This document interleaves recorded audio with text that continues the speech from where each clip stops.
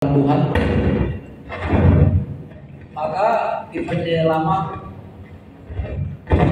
ketika Nabi mengurapi orang seorang menjadi raja, begitu urapannya itu turun di atas seseorang, maka seseorang itu akan mengalami sesuatu yang supernatural, mengalami sesuatu yang tidak biasa.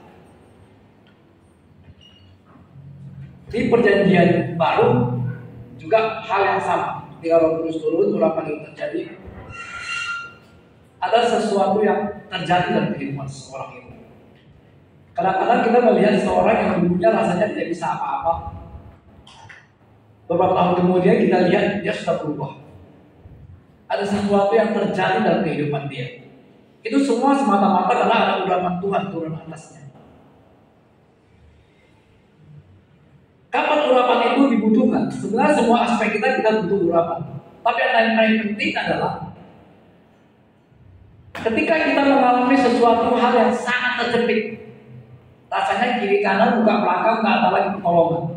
Kita mengalami sesuatu yang sangat sulit untuk kita lewati. Pada saat itulah kita sangat-sangat membutuhkan urapan Tuhan. Nah, ketika urapan Tuhan itu datang, maka terobosan itu akan terjadi. Daud ketika diurapi menjadi raja, Roh Tuhan turun atasnya, maka sesuatu terjadi, ada sesuatu keganasan terjadi dalam kehidupan dia. Di hati dia menggebu-gebu. Rasanya kalau dia melihat singa itu dia seperti melihat domba. Sangat mudah bagi dia untuk menaklukkan para singa itu, para musuh-musuhnya. Itu semua karena urapan Tuhan. Ketika urapan Tuhan turun atas Simson, sesuatu hal yang terjadi yang sangat luar biasa. Secara manusiawi Simson bukan orang yang sangat luar biasa. Dia orang yang suka berzina. Dia suka orang yang selalu berbuat dosa. Dia menyembah berhala. Dia mengawini orang Filistin. Tapi ketika urapan turun atas dia, maka sesuatu terjadi. Dengan kata lain, dia bukan seperti Simson yang biasa lain. Ada sebuah supernatural yang terjadi. Nah, yang menjadi persoalan anak-anak Tuhan adalah kadang-kadang hal supernaturalnya itu aneh-aneh. Melihat sesuatu, melihat arwah opung datang, apalagi kalau sakit, rasanya opungnya datang. Kalau suaminya lewati, suaminya yang datang di depan pintu. Padahal itu bukan sesuatu yang dari Tuhan. Lalu pertanyaannya, apakah itu dari setan? Tidak juga. Itu adalah halusinasi dia. Istri Pak Siahan sakit 2 tahun belakangan ini. Dan keluar masuk rumah sakit. Saya mau dibilang gak sempat bersedia atau bagaimana ya? Enggak tergerak untuk bersedia gimana gitu.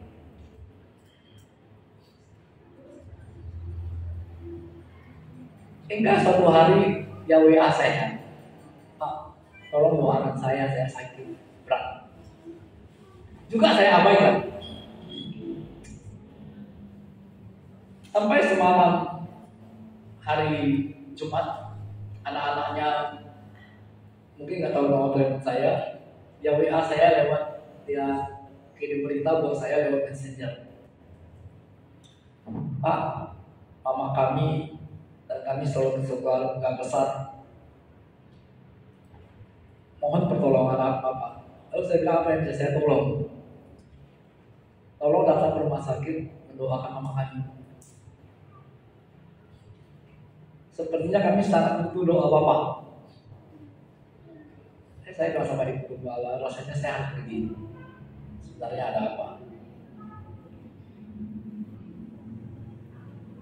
Sabtu paginya di WA-nya saya lagi, kamu pasti datang kan? Ya, saya pasti datang. Kapan kalian kumpul satu keluarga di rumah sakit? Kami usahakan nanti sore jam 6 kami kumpul semua di rumah dia. Nanti jam 6 saya datang. Tapi Pak, saya mau tanya, boleh nggak? Boleh, mau tanya apa? Mama saya bilang opungnya datang, mau menjemput dia. Bapak kami datang, mau menjemput dia. Itu betul nggak Pak? Atau itu setan? Itu dari Tuhan juga bukan, dari setan juga bukan. Itu adalah halusinasi biasa saja. Jangan percaya kepada hal-hal seperti ini. 2 jam sekali dia WA saya, 2 jam sekali WA saya, mengharapkan saya datang. Ya, saya bilang saya pasti datang. Singkat cerita, begitu jam 6 semalam, Pak, kami udah kumpul semua di rumah sakit, Bapak bisa datang kan? Saya kasih Pak yuk pergi ke rumah sakit. Begitu saya sampai di rumah sakit, saya lihat wajahnya berseri-seri, kayak bersuka cita begitu. Jadi anaknya bilang, kenal dengan ini. Suaranya sudah agak berat. Suaranya berat sekali. Iya. Apa yang dengan pasal Pak? Ya Bu, saya doakan saya ya. Saya doakan. Setelah saya doakan, ya sudah anak-anaknya salami Pak itu. Ya udah kami salami tadi. Enggak, salami pakai uang. Gak usah saya. Rumah saya dekat kok saya. Memang anaknya udah bilang, Pak, nanti Bapak datang, kami kasih pun uang minyak Bapak. Bukan soal minyak, saya bilang, dekat kok saya bilang. Saya bukan itu masalahnya saya. Saya pasti datang.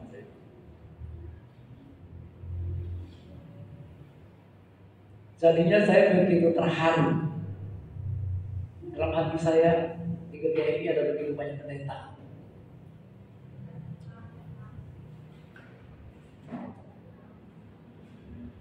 Kalau anaknya yang nomor 2 yang bandel itu yang keluar masuk penjara. Saya ingat betul Pak, ketika saya masih bandel-bandel, Bapak berpang tangan di saya dan Bapak berkata bahwa satu saat nanti justru anak inilah yang akan sangat mengasihi kedua orang tua. Dan itu terbukti Pak. Di antara banyak saudara saya yang paling mengasihi mereka berdua. Itu adalah perkataan Bapak dulu, saya ingat betul itu. Kalau saya masih bandel-bandelnya. Keluar masuk penjara, rampok orang lagi. Tapi sekarang justru dialah yang betul-betul akhirnya yang bisa menjaga orang tuanya sampai di akhir. Makanya saya bilang selalu orang bisa berubah dalam sekejap. Nah, kembali ke topik. Jadi urapan Tuhan itu begitu urapan yang datang, ada sesuatu yang terjadi. Semalam saya lihat ya ibu itu ya begitu sukacitanya, wajahnya begitu. Kalau nggak bisa apa-apa lagi sih. 2 tahun sakit. Jadi lalu urapan itu apa? Bagaimana manifestasi urapan itu, Nes?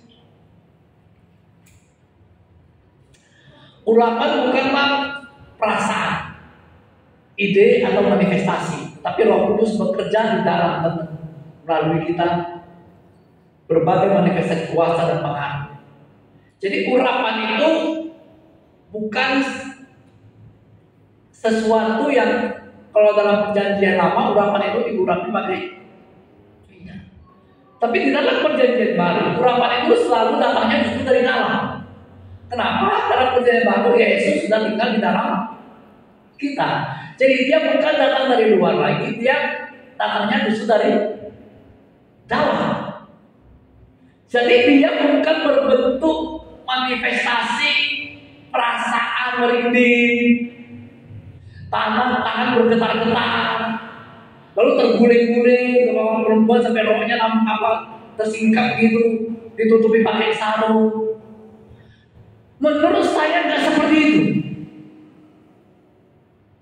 Seringkali orang berpikir diurapi Tuhan lalu ketemu Roh Kudus, lalu terguling-guling di tanah. Tapi sekarang gereja karismatik masih banyak seperti ini. Apakah ini memang urapan Tuhan? Sepanjang saya tahu baik perjanjian lama maupun perjanjian baru, begitu orang diurapi Tuhan, ada sesuatu keganasan terjadi dalam itu menghadapi musuh. Ada sesuatu, tidak ada rasa takut.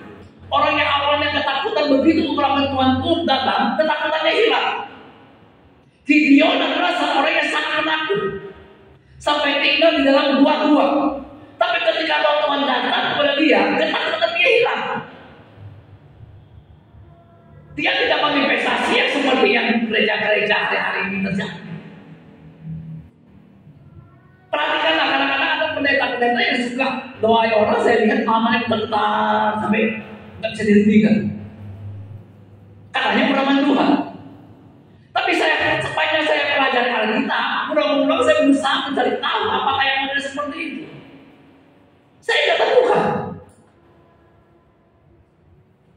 Yang saya temukan begitu Roh Tuhan diurapi Tuhan, orang diurapi Tuhan, ada sesuatu terjadi yang berbeda dengan kehidupan dia. Itu adalah orang yang mengaku. Apakah kenal Yesus dan tiga kali mengenal Yesus? Tapi ketika Roh Kudus turun di atas dia berdiri dengan gagahnya. 3.000 orang bertobat sekali dia khotbah. Ketika Roh turun ada sesuatu yang berbeda. Tapi perbedaannya bukan yang seperti itu.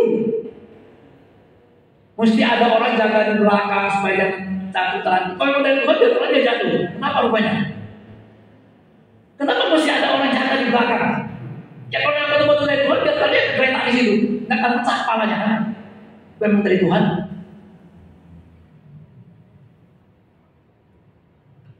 Lalu ada perasaan merinding, dia bilang. Yang saya tahu kalau kau merasa merinding itu dari setan. Mana ada Tuhan yang membuat kita merinding? Setiap yang merinding itu pasti setan, iblis. Mana ada dari Tuhan membuat orang merinding? Betul nggak? Kamu lewati kuburan, maka merinding. Kalau kamu nggak tahu ada kuburan di situ, nggak merinding. Begitu ada orang kasih tahu, kamu tahu nggak kita lewat dari kuburan, langsung kita ayo ngomong seperti ini. Ada roh lewat di hadapanku, maka berdirilah buru-buru. Roh apa? Bukan roh Tuhan. Roh yang lain. Jadi kalau orang merasa dia merinding, wah dipenuhi Roh Kudus, datang tibu dia itu. Jadi bukan pakai perasaan, bukan ada perasaan-perasaan begitu. Cuma ada manifestasi sesuatu yang keberanian. Yang dulunya tak bisa ngomong di depan banyak orang, tiba-tiba bisa ngomong. Tiba biasanya grogi, ketemu orang jadi gak grogi. Itu tandanya urapan Tuhan turun atasmu. Ada sesuatu yang membuat kamu berubah. Dari berubahnya jadi positif, bukan berubah jadi negatif. Dulu di Cempaka, saya 2 tahun lebih melayani di Cempaka, tinggal di Cempaka, tapi bukan pasien.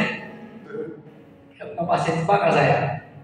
Karena di situ ada perawatan narkoba, saya disuruh Pak Kamsa bantu di situ perawatan pasien-pasien narkoba, memberi motivasi kepada mereka perawatan narkoba itu.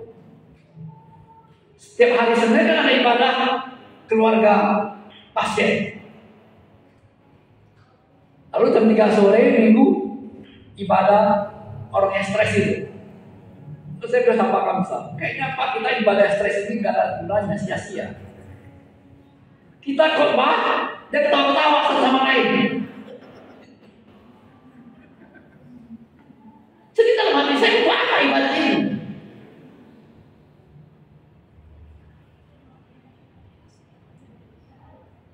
Lalu nyanyi lagu Haleluya, dia bangkit. Haleluya, dia hidup. Haleluya, dia naik. Tiba-tiba orang Cempaka, pasti Cempaka yang gila ini supaya saya. Pak, lagunya itu salah. Kok bisa salah? Bilangnya kan? Kok bisa salah? Coba Bapak pikir. Haleluya, dia bangkit. Haleluya, dia hidup. Harusnya hidup dulu Pak berbagi. Jadi yang gila siapa coba?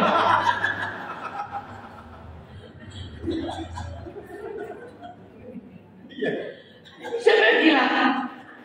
Hati saya iya juga ya. Yang gila siapa? Saya selalu ngobrol sama Pak Sampah. Kayaknya sia-sia deh ibadah ini. Kalau kita ibadah orang keluarganya suka kita, orang gila itu. Tapi sampai sekarang masih ibadah yang kayak gini kayaknya. Kalau kita orang itu lagi ngumpul bertiga, ada 3 orang berkumpul. Orang suka sore-sore kita nggak ngapa-ngapain. Orang kadang-kadang berkumpul 3 orang 4 orang ngobrol. Aku berdiri di belakang dengar mereka ngobrol. Kalau kita nggak dengar dari jauh, ngomongnya kayaknya serius kan. Aku penasaran, aku dekati apa sih obrolannya orang gila ini. Dia bilang, politik sekarang luar biasa, bla bla bla bla bla. Nanti disambung sama yang satu. Makan sekarang gak enak ya. Nanti yang satu bicara tentang olahraga, tapi perasaannya mungkin. Kalau kita nggak dengar dari jauh, ngomongnya serius sekali. Kamu dengar? Oh, kayak gini banyak orang gila. Saya baru tahu orang gila seperti itu. Tapi tanpa kita sadari, karena gereja juga bisa jadi gila ya kan? Sesuatu yang nggak nyambung disambung-sambungin. 2 tahun lebih saya pelayanan di situ. 2-3 tahun juga saya pelayanan di penjara, 1 hari penjara, saya pelayanan di penjara.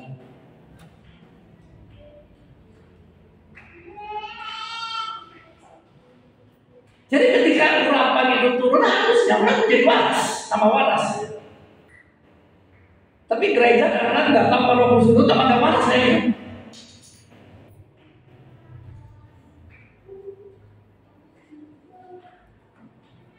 Orang bilang begini, Pak, Bapak jangan mempunyai Roh Kudus.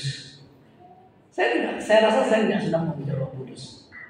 Saya hanya ingin menyatakan, mari kita kembali ke Alkitab. Perdebatan tidak akan selesai. Tunjukkan sama saya di mana ada ayatnya yang mengatakan begitu orang punya Roh Kudus akan tetap tungking balik. Setahu saya orang yang diurapi Tuhan itu dia disebabkan perubahan yang terjadi dalam kehidupan dia, manifestasi keberanian yang luar biasa, kuasa Tuhan bekerja dalam hidupnya. Itu urapan Tuhan. Jadi dia tidak bisa pakai perasaan, dia bicara tentang kuasa, bicara tentang pengaruh. Begitu urapan itu turun, dia menjadi orang yang lebih berpengaruh, perkataan dia lebih didengar, gagasannya lebih didengar, karena gagasannya datang dari Tuhan. Makanya Salomo ketika Tuhan datang kepada dia, apa yang kau minta? Dia hanya minta hikmat. Tapi begitu hikmat datang, kekayaannya berikutnya datang. Dia tidak minta kekayaan itu. Nah untuk itu mari kita selalu berdoa Tuhan merapilah anak-anak, sehingga ketika urapan turun atasnya ada perubahan yang terjadi atas hidupnya, dan apapun mata pelajaran dia, apapun mata kuliah yang dia kerjakan lebih ringan, lebih enjoy, nggak stres. Kenapa? Karena urapan. Orang stres dia nggak stres, tapi jangan terlalu santai itu. Mau ujian santai aja Pak, gampangnya itu. Itu bukan urapan. Kalau anak-anak kan seperti itu. Salah satunya anak saya, Satria. Begitu mau masuk ujian, puji Tuhan, ujian sudah dekat. Orang mau ujian stres, maunya tiap hari ujian ini. Mungkin kita berpikir, gua pandai kali ya, tak pasal ujian. Rupanya mudah. Kenapa aku senang kali masa ujian? Ya Pak, cepat pulang. Kalau mamanya bilang, Satria baca mau ujian, santai aja, enjoy aja, amannya itu. Itu bukan urapan. Tapi kalau urapan kita dan urapan kita yang membuat kita stres.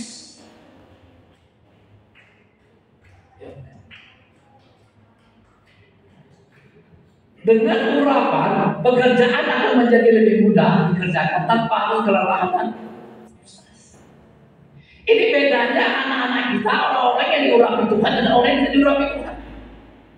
Orang mengerjakannya dengan susah payah, orang mengerjakannya dengan stres, engkau santai mengerjakannya. Kenapa? Karena ada urapan Tuhan atasmu. Jadi untuk itu anak-anak kuliah minta sama Tuhan urapi hati Tuhan. Tapi enggak lagi urapan pakai minyak urapan memang. Enggak masalah seperti itu lagi lah. Minyak urapan itu masa perjanjian lama. Engkau cukup minta saja, Tuhan urapi aku.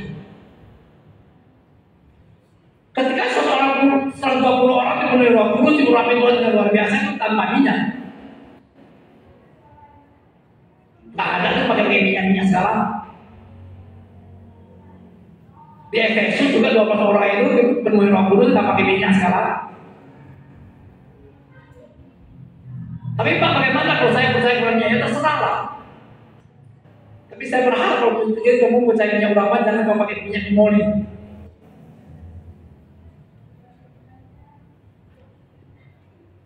Mari kita kembali aja yang benar-benar saja. Jangan yang aneh-aneh. Jadi ketika kau percaya kepada Tuhan, urapi anak-anakku ini semua. Setiap pagi di kelompok tangannya dia berbuat, urapi anak-anakku ini semua. Sehingga pekerjaan dia akan menjadi membuat dia letih, akan membuat dia stres.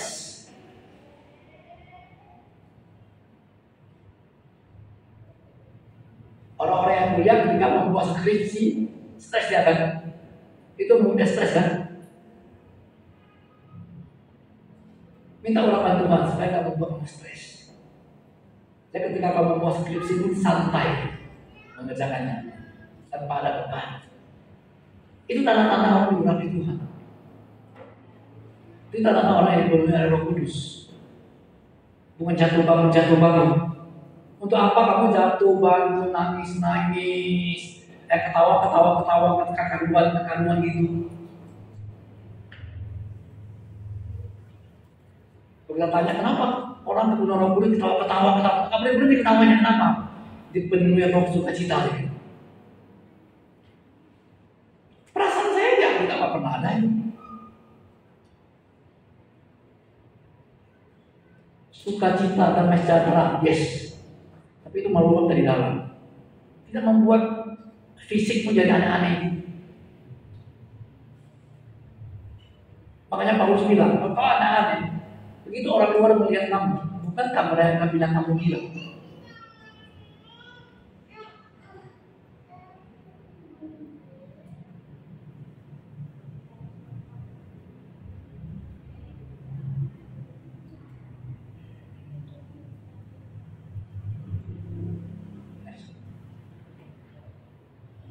Jadi kita perhatikan bagaimana ketika urapan itu turun. Mari kita baca bersama-sama 3, 2, 1 ya. Ketika didengar orang Filistin bahwa Daud telah diurapi menjadi raja atas seluruh Israel, maka majulah semua orang Filistin untuk menangkap Daud. Tetapi Daud mendengar hal itu, lalu majulah ia menghadapi mereka. Perhatikan. Ketika orang Filistin tahu bahwa Daud telah diurapi menjadi raja, satu-satunya yang akan mereka lakukan menangkap Daud. Dengan kata lain saya mau katakan, jangan kita pikir begitu kita diurapi Tuhan, situasi akan lebih aman, enggak. Ketika engkau diurapi Tuhan, tantangan mulai datang. Kenapa mesti ada tantangan? Untuk bisa kamu buktikan bahwa kamu diurapi oleh Tuhan. Supaya kamu bisa tahu manifestasi apa yang terjadi dalam kehidupan. Daud sebelum diurapi jadi Tuhan, diurapi jadi raja, nggak ada orang Filistin menangkap dia. Tapi begitu tahu dia diurapi, maka musuh mulai datang. Begitu kita mulai akan dipakai Tuhan, selalu ada saja satu pribadi yang berusaha untuk menghalangi kita. Begitu kau mulai akan dipakai Tuhan, ingat pada saat yang sama tantangan akan datang. Ketika terobosan mau terjadi, sebelum terobosan itu terjadi, percayalah, sebelum kau melewati itu, kau harus melewati sebuah tantangan dulu. Jadi saya mau katakan, ketika tantangan datang, ingat bahwa engkau sedang diurapi Tuhan. Jangan merasa aneh. Ketika engkau merasa, ketika percaya Tuhan, kau menjadi seperti ini. Kok rasanya semakin saya rajin ibadah, kenapa semakin itu masalah lebih timbul? Itu justru engkau sedang diurapi Tuhan. Lalu ketika Daud tahu orang Filistin mau tangkap dia, apa yang dia lakukan. Tetapi dalam mendengar hal itu lalu majulah ia menghadapi. Apakah daun lari? Kita orang Kristen lucu. Begitu ada masalah, itu malah lari dari Tuhan. Mulai nggak suka ibadah, nggak suka hal-hal yang rohani, nggak suka pelayanan lagi. Kenapa? Masalah. Makin engkau jauh dari Tuhan, maka engkau semakin terjerumus. Tuhan mengurapi engkau, justru supaya engkau sanggup menghadapi tantangan yang akan datang. Ketika kau diurapi Tuhan, justru hari berikutnya tantangan akan datang. Ketika engkau berani maju, terobosan akan terjadi. Yes. Maju terus, Daud maju terus. Dia lari.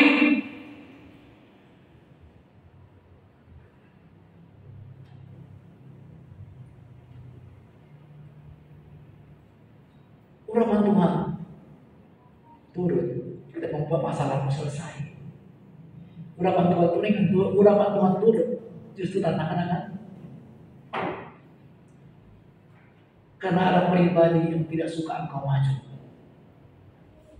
Ada pribadi yang tidak suka keluargamu harmonis. Ada pribadi yang tidak suka usahamu maju. Selalu ada.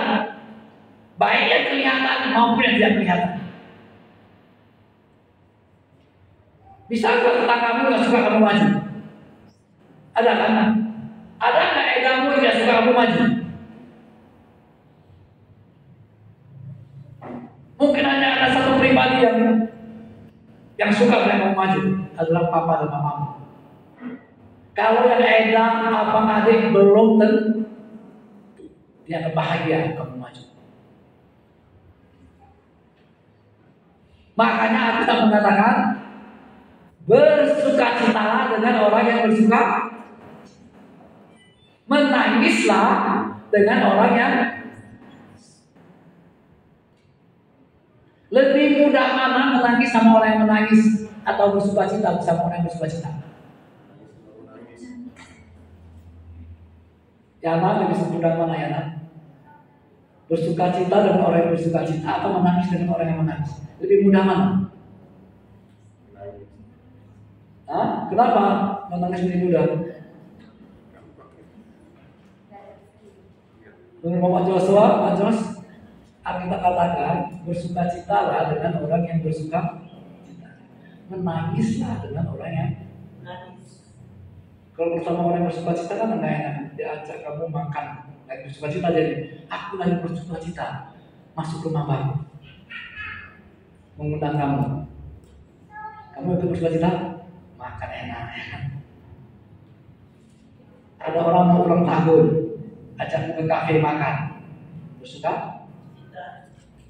Lebih mudah mana menangis dengan orang yang menangis atau bersukacita dengan orang yang bersukacita? Alkitab selalu katakan dua-dua harus bersukacita dengan orang yang bersukacita, menangislah dengan orang yang lebih mudah yang mana? Mama yang lebih mudah yang mana?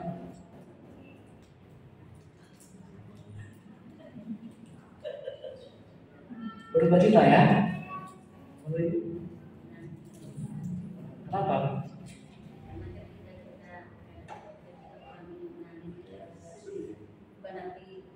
Menangis juga kita, tapi dengan cara kita untuk membantu dia, menolong dia. Artinya kita sudah menolong dia. Kalau kita menangis sama orang menangis itu gampang sekali. Tapi bukan dia mau bantu, ikut menangis saja. Contoh, tiba-tiba ada seseorang anak kecil SD yang mati, dia bersaksi.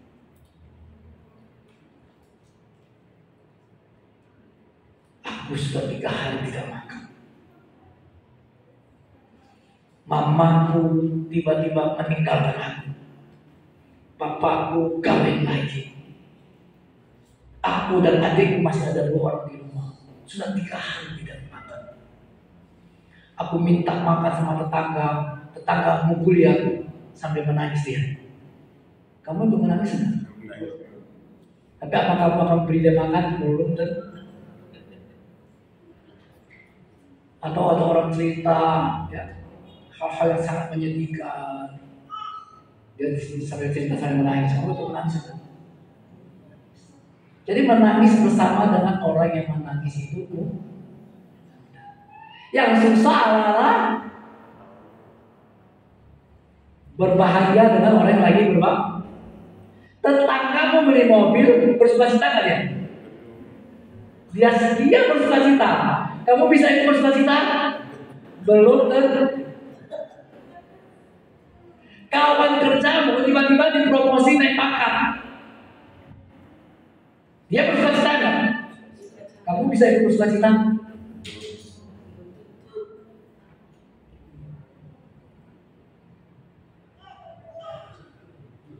Jadi ketika masalah itu datang, apapun problem itu datang, ketika kau mengurapi Tuhan, engkau bisa menangis dengan orang yang menangis, engkau bersuka dengan tapi berdasar kebenaran, bahkan bukan karena perasaan.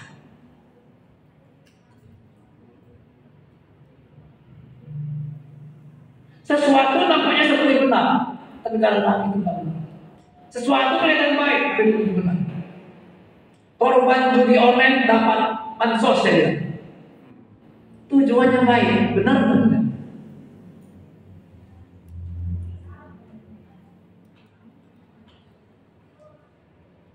Masalah akan selalu datang silih berganti. Ketika engkau mulai diurapi Tuhan, masalah mulai datang. Tapi engkau harus berani terobosi. Ketika terobosan, urapan Tuhan datang, engkau akan menerobos dengan kemenangan. Kita cerita tentang Daud ini bagaimana ceritanya. Ketika orang Filistin itu datang dan mengadakan penyerbuan di lembah Efraim, bertanyalah Daud kepada Allah, apakah aku harus maju melawan orang Filistin itu dan akan kau serahkan mereka ke dalam tanganku? Tuhan menjawab, majulah, aku akan menyerahkan mereka ke dalam tanganmu. Ketika urapan Tuhan datang, semua aspek hidup dia selalu bergantung kepada Tuhan. Ketika orang Filistin ingin menyerang dia ingin pergi melawan orang Filistin. Hal pertama yang dia lakukan adalah dia tanya sama Tuhan, apakah aku akan mengalami kemenangan atau tidak untuk menghadapi orang Filistin? Tuhan menjawab, majulah, aku akan menyerahkan orang Filistin ke tangan. Artinya kemenangan itu bukan karena kehebatan Daud. Kemenangan itu karena Tuhan menyerahkannya. Dan kita harus percaya semua anak-anak kita suatu saat nanti mereka akan diurapi oleh Tuhan. Dan Tuhan akan menyerahkan posisi-posisi strategi pada mereka. Bukan karena kepintaran mereka, bukan karena kehebatan mereka, tapi ada tangan Tuhan yang bekerja menyerahkan posisi itu kepada mereka. Maka dari itu urapan Tuhan sangat perlu. Amin.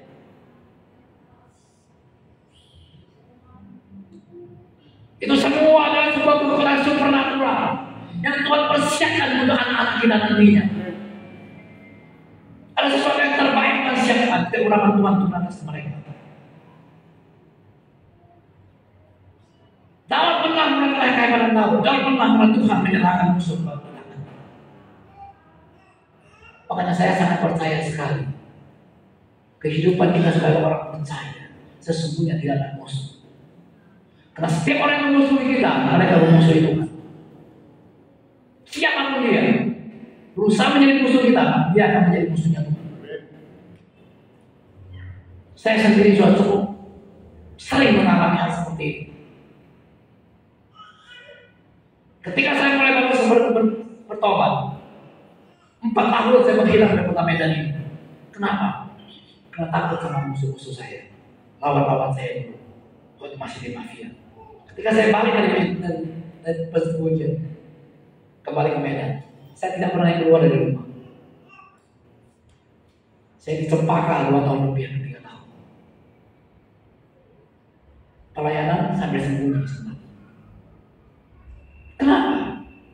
Karena saya pikir saya masih punya musuh. Saya pikir saya akan berjumpa dengan musuh-musuh saya. Tapi saya melihat setiap orang yang memusuhi saya, dengan berjalannya waktu, mereka hilang semua satu persatu. Musuh-musuh saya sekarang, yang saya bisa hitung semua itu, sekarang pada meninggal semua.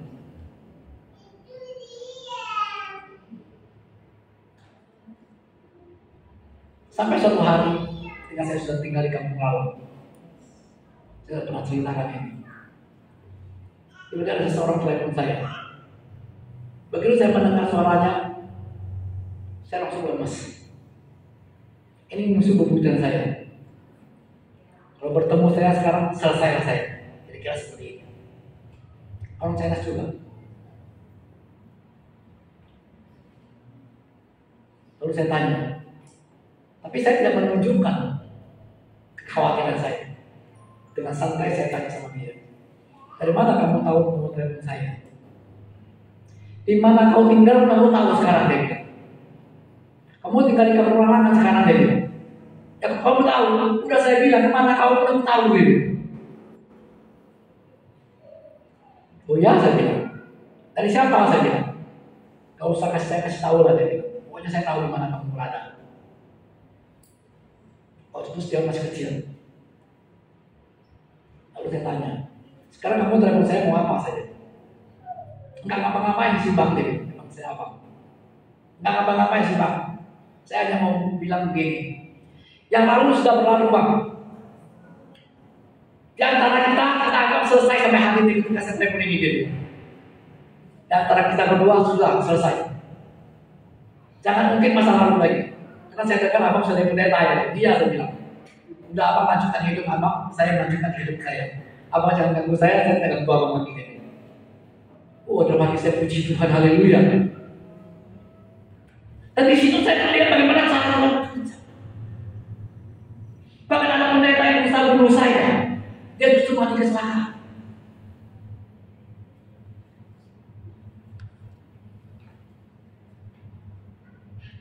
Yang bunuh itu bukan siapa, pendeta. Tapi kampungan di DPD. Pendeta ya. Waktu itu saya ambil masa lalu saya. Betul dilakukan ini tanpa saya.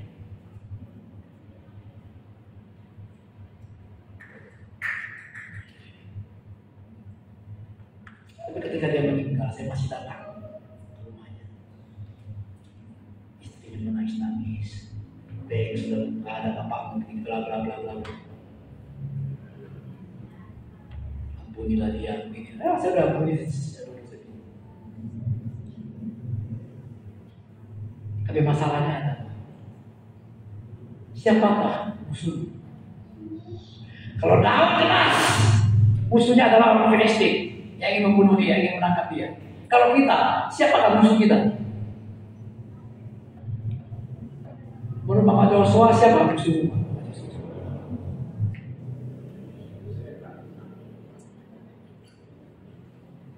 Persoalannya kadang-kadang kita tahu bahwa Tuhan pasti akan melawan musuh kita. Aku akan memusuhi musuh-musuh. Aku akan menghalang semua musuh-musuh. Dengan kata lain, Tuhan bilang akan patahkan kakinya. Kalau dia musuh, pertanyaan saya adalah, siapa musuh itu? Orang karismatik selalu berpikir, orang yang memusuhi kita adalah orang yang membenci kita. Orang yang membenci kamu itu belum tentu musuh. Orang yang tidak suka sama kamu itu belum tentu musuh. Makanya Tuhan tidak jawab doamu, Tuhan patahkan kakinya. Kenapa? Karena dia bukan musuh. Hanya kebetulan saja dia adalah orang yang tidak suka sama kamu. Tidak semua orang yang tidak suka sama kamu adalah musuh. Tapi ketika dia tinggi sampai menjadi musuh, pada saat itulah Tuhan akan cabut lagi. Kapan dia menjadi musuh? Ketika dia berusaha mencelakakan kamu. Setelah isi, pada saat itulah dia akan menjadi musuh kepada Tuhan. Maka dia bukan menjadi musuh kita, dia akan menjadi musuhnya Tuhan. Saya pernah cerita suatu saat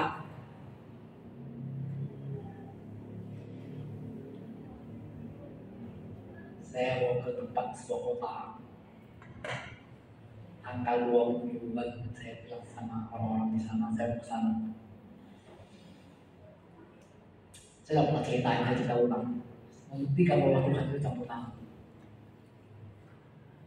Kalau ada orang yang bilang begini, kalau saya nampak dia turun dari terminal ini saja, dia terminal dari bus, saya keluarkan khusus.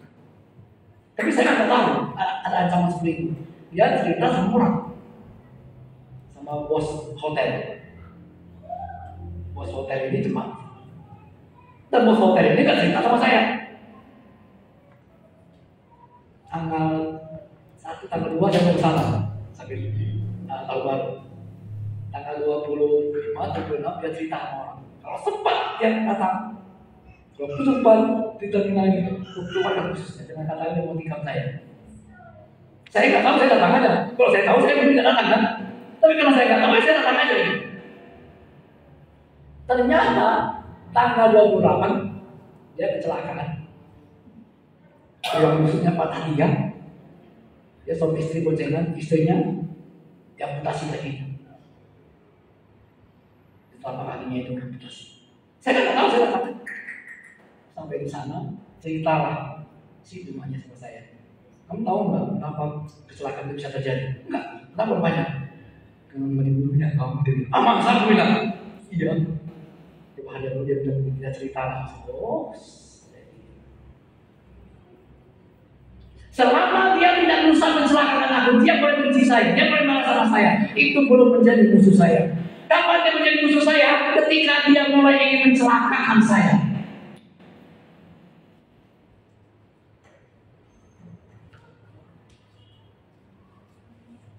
Sama halnya kepada kita semua. Orang yang membenci kamu, orang yang tidak suka sama kamu, itu belum tentu musuh. Tapi ketika dia sudah berusaha mencelakakan engkau, pada saat itulah di mana Tuhan dia menjadi musuh. Pada saat itulah Tuhan akan campur tangan. Enggak usah kau suruh Tuhan patahkan kakinya, Tuhan pasti patahkan kakinya. Demi apa? Demi menjaga dia, menjaga saya. Kalau seandainya Tuhan katakan itu, maka saya mungkin akan masuk rumah sakit, dia akan masuk penjara. Semuanya yang Tuhan lakukan demi kebaikan bersama. Sejelek-jeleknya dia tetap anak pilihan Tuhan. Tuhan telah pilih dia. Sama halnya ketika kalau Tuhan menyerahkan musuhnya ke tangan Daud, bukan tentang kehebatan. Lalu majulah ke Baal, Pak Prasmit dan Daud memukul mereka kalah di sana. Berkatalah Daud, Allah telah menerobos musuhku dengan perantaramu, seperti air menerobos. Sebab itu orang menamakan tempat itu Baal Prasmit. Orang Filistin itu meninggalkan para allahnya di sana. Lalu orang Israel membakarnya habis atas perintah Daud. Mereka juga punya Allah, orang Filistin punya Allah. Daud juga punya Allah. Tapi Daud tak begitu yakin bahwa Allah telah memakai Daud menerobos musuhnya. Jadi kalau hari ini kau bisa terobos atas masalahmu, menerobos problemmu, terobos pergumulanmu, hari ini itu semata-mata karena Tuhan telah menerobos seperti air yang menerobos. Terobosan akan terjadi. Lewat apa? Lewat ketika urapan itu turun, Tuhan akan membuat terobosan itu terjadi. Terobosan itu banyak hal. Anak-anakmu yang bandel tiba-tiba menjadi baik, itu terobosan. Anak-anak kita yang sekarang jatuh ke orang tua tiba-tiba nurut, itu terobosan. Biasanya disuruh cuci piringnya susah sekali. Tiba-tiba dia nggak usah disuruh cuci piring sendiri dia. Kamu bangun tidur udah bersih semua dapur. Itu terobosan. Kalau dia selama ini perlu bergumul,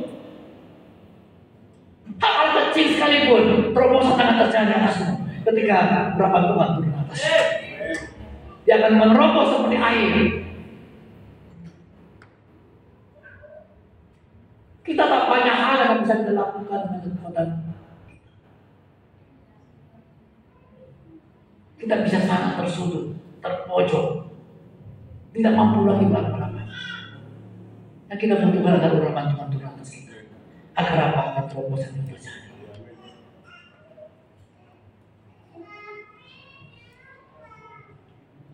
Lalu yang dilakukan berikutnya, yang kamu tahu adalah membumi hanguskan semua alam mereka.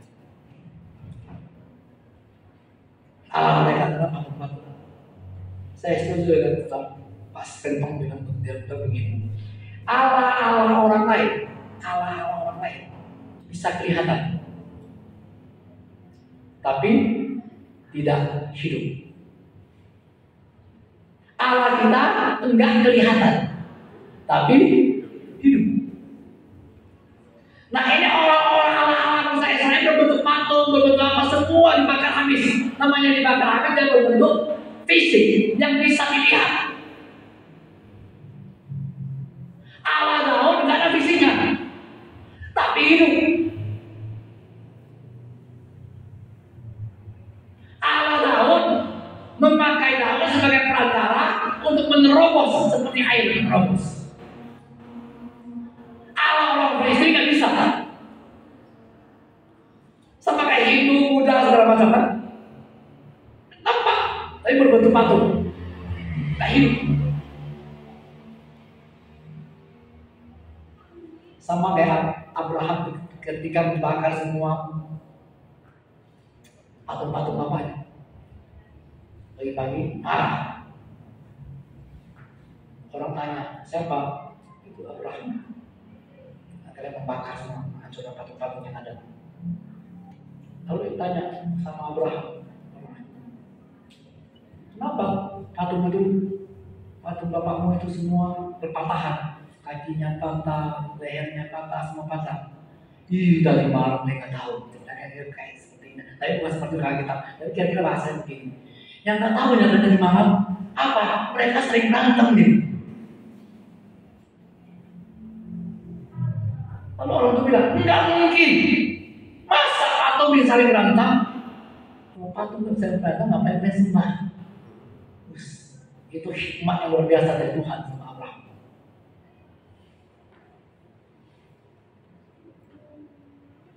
Enak aja dia kamu, gak tahu dari mana. Mereka sering berantem nih, berpatahan semua. Gak tahu dia patahan semua itu.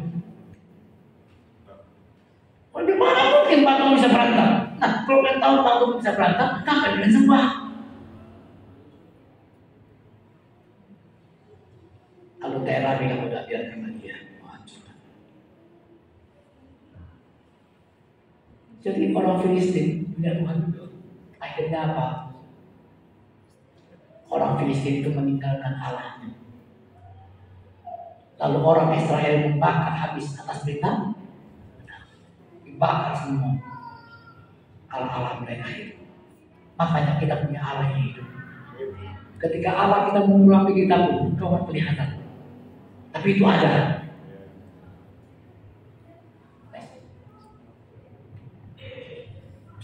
Ketika orang Filistin menyebut sekali lagi di lembah itu, jadi orang Filistin belum puas, menyerang sekali lagi. Maka bertanya lagi Daud kepada Allah, lalu Allah menjawab, janganlah maju dari belakang mereka, tetapi buatlah gerakan lingkaran terhadap mereka, sehingga mereka dapat menyerang mereka dari jurusan pohon-pohon kertau. Dan bila engkau mendengar bunyi langkah di puncak pohon-pohon kertau itu, maka haruslah engkau keluar bertempur, sebab Allah telah keluar berperang di depanmu untuk memukul kalah tentara orang Filistin. Secara manusiawi, ini peperangan apa? Daud bilang mereka mau menang saya. Apakah saya boleh berperang? Maju. Tapi kali ini tidak seperti yang sudah-sudah. Engkau untuk buat lingkaran aja. Gimana perang berlingkaran? Yang namanya nggak ada perang berlingkaran, betul nggak? Repot mau berlingkaran, ya kan? Kalau perang berlingkaran dia akan musuh lah. Tapi Tuhan bilang tidak. Engkau harus berbentuk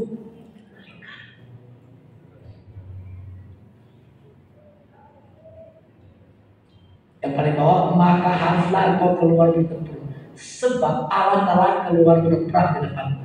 Dengan kata lain, Allah juga berperang. Masuk lingkarannya itu. Kamu mau buat lingkaran, nggak buat lingkaran nggak masalah, karena Allah sebelumnya sudah berbuat. Inilah urapan Tuhan yang sangat luar biasa atas Daud. Sejak dia urapan Tuhan. Dan saya percaya sekali lagi urapan yang sama akan turun di atas kita dan di atas anak-anak cucu kita, sehingga mereka akan menjadi pribadi yang berbeda, menjadi pribadi yang diurapi oleh Tuhan. Dan apapun pekerjaan mereka, apapun pelajaran mereka, itu tidak sulit buat mereka, karena ada urapan Tuhan turun ke mereka.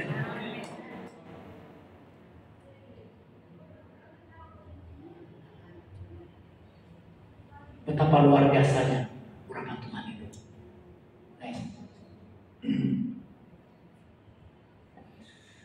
Dan Daud berbuat seperti yang diperintahkan Allah kepadanya, maka mereka memukulkan tentara Filistin mulai dari Gibeon sampai ke Gizer, lalu memasukkan nama Daud di segala negeri. Tuhan mendatangkan rasa takut kepadanya atas segala. Akhirnya seluruh bangsa mengalami ketakutan terhadap Daud. Daud punya sebuah pribadi yang sangat luar biasa sekali. Semuanya itu karena ada urapan Tuhan turun atasnya. Sekali lagi saya katakan, kita berdoa biarlah anak-anak kita, khususnya mahasiswa yang SMA, yang mau jadi mahasiswa, biarlah urapan Tuhan turun atas mereka. Karena mereka sebentar lagi akan selesai kuliah. Pada saat itulah biarlah Tuhan juga menyediakan posisi-posisi terbaik buat mereka. Walaupun mereka membaca S2, S3, lanjutkanlah itu. Hingga satu saat nanti Tuhan akan berkata, inilah posisi. Inilah tempatmu. Ubahlah tempat ini di mana engkau kuutus. Jangan lihat mereka sekarang. Apa keadaan mereka sekarang? Gak ada apa-apanya itu. Lihat rencana Tuhan atas mereka.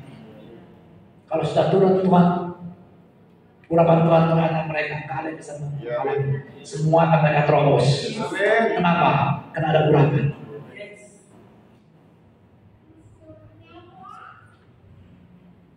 Yang tidak fasih lidah menjadi fasih lidah. Yang pandai bicara jadi motivator terbaik.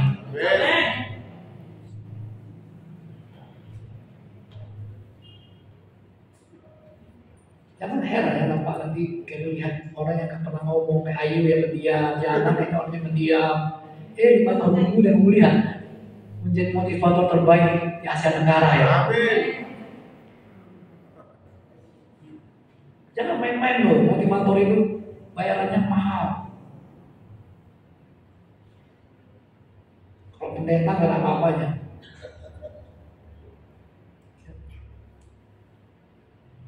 Anthony Robbins ketika mau jadi pembicara di Singapura itu dijemput pakai helikopter turun di atas. Di Singapura itu kira-kira kalau uang Indonesia tiketnya satu tiket itu lebih kurang 20 juta satu tiket. Itu sekali lagi bisa puluhan ribu.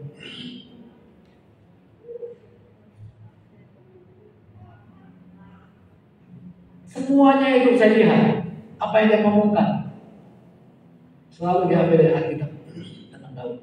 Banyak yang diambil tentang Daud. Dia ada menulis sebuah buku tebal, judulnya Membangunkan Kuasa Raksasa dalam Dirimu. Jadi dalam dirimu ada kuasa raksasa. Masalahnya sekarang lagi tertidur semua dia bilang. Jadi dia ajarkan bagaimana cara membangunkan kuasa raksasa dalam diri. Ada kuasa yang terbatas dalam diri. Ya sayangnya sekarang lagi tertidur dia, bangunkan itu. Jadi buku itu diajarkan bagaimana caranya ingin membangunkan kuasa raksasa itu. Mau? Sini mau? Kalau mau, kau baca buku kasih habis.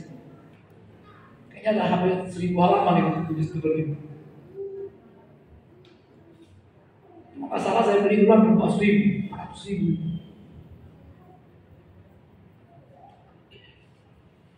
Anthony Robbins, seorang pembicara motivasi yang sangat luar biasa. Sekali ngomong 1 jam miliaran. Pembicara termahal dunia atau motivator. Langsung jauh lah Meridiana, Ibu yang Indonesia aja.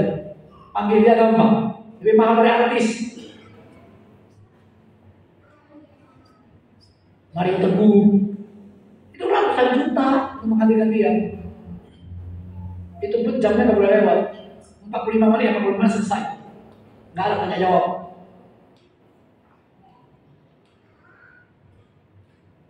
Mereka bicara hitung jam, hitung menit.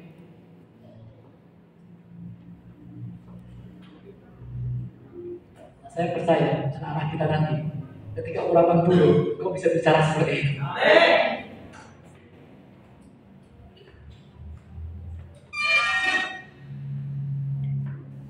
Jelek-jelek begini, Bapak Kepala pernah juga jadi motivator. Itu ketika ulang tahun sudah muncul bukan besar. 3.000 peserta di gedung BPPT Jakarta. Saya berbicara motivasi.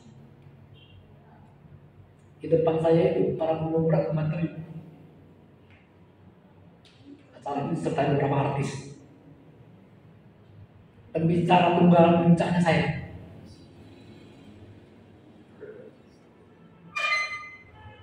Jadi itu para menteri, ada ya pejabat-pejabat, ada beberapa pemeran duduk.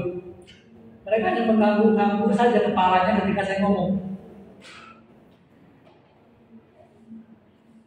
Akhir penutup saya bilang, sebenarnya saya nggak sekolah, saya bilang, baru kaget mereka semua. Tapi terlanjur sudah masuk. Kalau saya mulai dari kisah saya nggak sekolah, mereka nggak mau dengar pasti. Saya ngomong dulu semua selesai, baru saya bilang, saya sebenarnya nggak sekolah. Mereka baru rasanya menyesal. Oh, kami dulu begitu dengar orang-orang sekolah ngomong, tapi masuk akal. Akhirnya CD saya itu mereka jual. Saya dapat royaltinya, jual. Dulu masih pakai CD itu.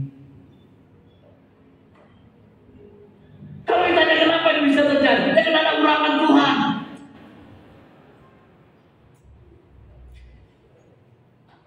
Jadi motivator sama jadi pendeta lebih enak jadi motivator karena tanggung jawab.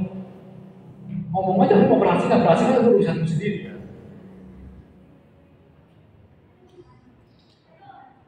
Ya kalian juga beberapa kali saya jadi pembicaranya.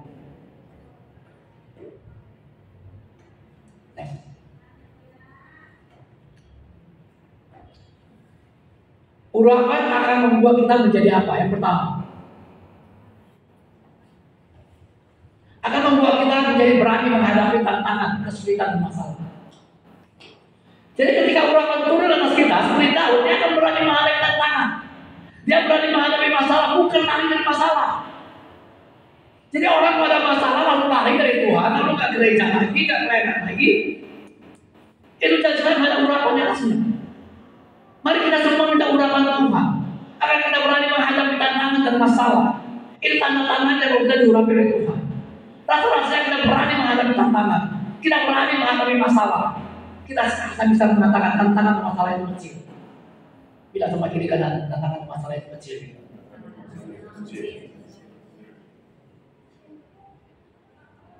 Ketika roh Tuhan, ketika urapan Tuhan di atas kita melihat tantangan, kita melihat masalah yang kecil, kita bisa tidur nyenyak.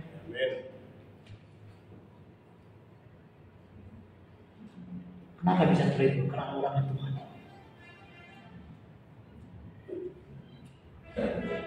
Kalau bisa punya keberanian seperti itu, punya kekuatan seperti itu, berani menghadapi tantangan, berani menghadapi musuh, itu semua karena urapan Tuhan.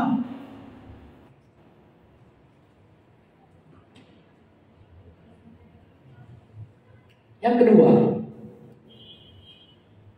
akan membuat kita semakin peka mendengar suara Tuhan. Ketika urapan turun, akan menjadi kita menjadi peka mendengar suara Tuhan. Walaupun dengan suara Tuhan ini menjadi perdebatan yang antara sama pendeta dan sama gereja. Terserah. Tapi saya percaya, ini urapan Tuhan turun atasmu. Aku bisa mendengar suara Tuhan. Lalu pertanyaannya mendengar suara Tuhan itu bagaimana sih? Paling tidak, nggak salah pernah saya katakan, ada 11 cara kita berbicara kepada manusia.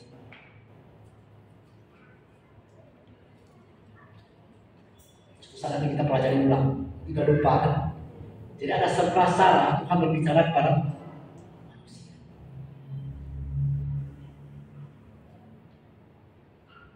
Soalnya itu menjadi perdebatan kusir sampai hari ini. Baru-baru ini setiap kali kasih saya nonton video perdebatan pendeta MJM sama anaknya Gilbert. Berdebat masalah ketika Roh Kudus, dia mendengar suara Roh Kudus transfer ini.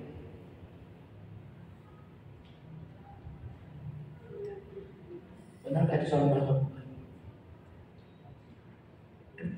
Mendengar suara Tuhan di perdebatan. Kalau memang kita nggak bisa mendengar suara Tuhan, Tuhan kita nggak hidup. Ingat, Tuhan masih berbicara sampai hari ini. Masalahnya kita nggak pernah aja Tuhan yang bicara. Karena kita nggak tahu lewat apa Tuhan berbicara. Tapi satu saat nanti kita pelajari itu kembali. Kalau nggak salah saya ada 11 cara Tuhan berbicara kepada kita. Nah kita lihat nanti Tuhan bicara lewat apa itu.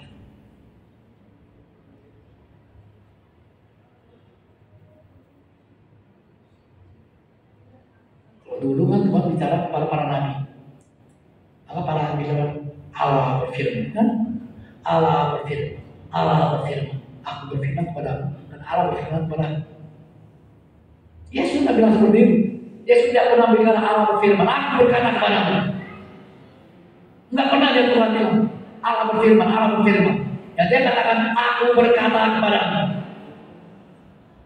Kenapa? Karena dia itu firmannya sendiri. Kalau para nabi bicara Allah berfirman, Allah berfirman, Allah berfirman. Walaupun Allah berfirman dan para nabi bermacam-macam. Bisa dia mendengar suara langsung. Bisa juga dia lewat malaikat. Ketika perjanjian baru, Yesus tidak pernah berkata Allah berfirman. Dan dia katakan aku berkata kepada. Hukum Taurat berkata janganlah berzina. Tapi aku berkata kepada barang siapa melakukan ini sudah berzina. Nggak ada kitab suci yang seperti itu, nggak ada.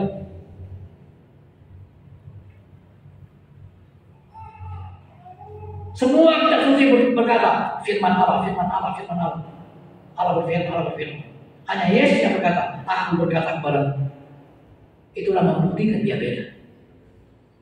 Jadi kalau Roh Kudus itu atas kita, urapan Tuhan kita bisa mendengar suara Tuhan. Semakin hari semakin dekat. Yang terakhir, dia akan memberi kita kekuatan untuk menerobos atau menyerang, bukan hanya bertahan. Banyak kali karena kita hanya bisa bertahan hidup, kita hanya bisa bertahan. Tapi ketika urapan Tuhan, kita bukan sekedar bertahan, tapi kita bisa menerobos, maka kita bisa menyerang. Kesimpulannya adalah urapan Tuhan itu sangat penting buat kita dan anak-anak kita. Tapi sekali saya ingatkan, yang dimasukkan urapan Tuhan itu bukan lagi disiram pakai minyak itu, nggak usah lagi. Dan kalau gue lagi di rumah, Bapak Sindi sama Mas Sindi sebelum pulang kita beli minyak berapa dulu di Mawar, di Molil, di doakan jadi minyak berapa, lalu dicurahkan dari kepala. Kalau dulu ya, waktu tahu diurapi dia beli minyak berapa, itu disiram. Masa kayu taruh dengan minyaknya itu. Gereja karismatik sekarang banyak juga minyak berapa itu. Tapi apakah itu benar? Iya, bisa diperdebatkan lah. Itu iman masing-masing. Tapi setahu saya dalam perjanjian baru nggak ada. Perjanjian lama nggak pernah minyak urapan itu dipakai untuk mengurapi orang sakit. Apalagi perjanjian baru. Ya Pak, tapi kan ada ayatnya. Yakobus 5 ayat 16. Ambillah tua-tua, oleskanlah minyak. Doa orang benar sangat besar. Tapi kan dibilang dioles pakai minyak. Kan nggak dia bilang urapi pakai minyak. Misalnya nih, Bapak sakit, ada tua-tua pada saya. Oleskanlah pakai minyak sebelum didoakan. Ya kan tidak selesai urapi itu pakai minyak dulu baru saya doakan. Dioleskan Pak. Itu bisa saja pakai oles minyak angin, Dewi Tunjong, Upstone. Bisa kan? Lagi penting ada oles minyak, baru saya doakan. Bukan minyak urapan. Nah orang karismatik menafsirkannya itu sebagai minyak hanya karena satu ayat ini. Padahal seluruh akhirnya ada 80.000 ayat. Tapi satu ayat itu boleh.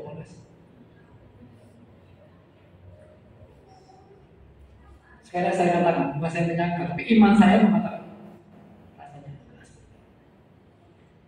Tapi kalau mereka mau percaya ya, jadilah seperti yang mereka percaya. Tapi ada tabian loh, misalnya. Mau masuk rumah baru disemprot ya, minyak semua dulu, disemprot dulu. Ini rumah sudah baru dicek baru apa, jadi kecil-kecil gara-gara. Kalau saya punya rumah baru nih, masuk rumah baru disemprot, saya bilang apa gak usah disemprot, saya bilang ini baru dicek.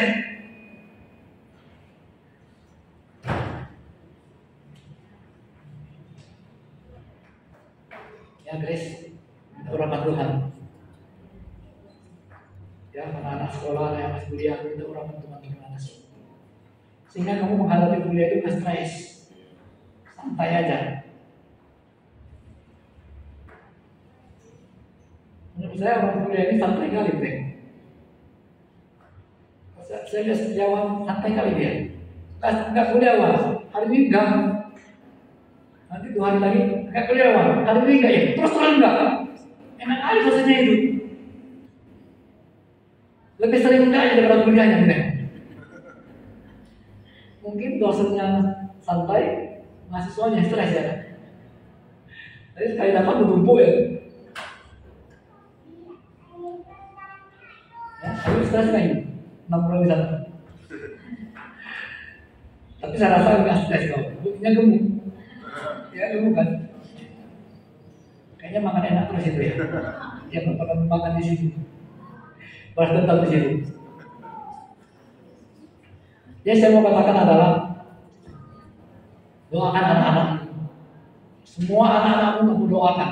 Dimanapun dia berada, Tuhan urapi anak-anakmu. Sebut namanya satu persatu. Sekali saya katakan, nggak perlu kamu punya urapan, nggak perlu. Doakan saja, Tuhan urapi anak-anakmu.